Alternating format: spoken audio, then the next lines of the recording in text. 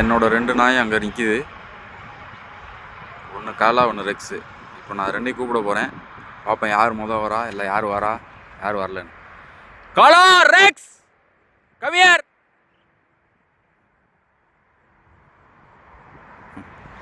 வழக்கம் போல் German shepherd வந்துட்டாப்படி. Good பாய்.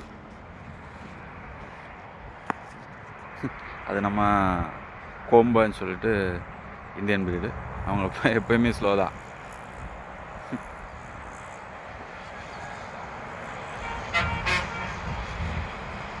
நான் வந்தோடனே இடையில டிஸ்ட்ராக்ட் ஆகிட்டேன். மறுபடியும் கூப்பிடுவோம். Rex come here. நம்ம ஒரு மார்க் பண்ணிட்டோம் வான்னு சொல்லிட்டோன்னா வந்துடணும். அது வரையும் விடக்கூடாது.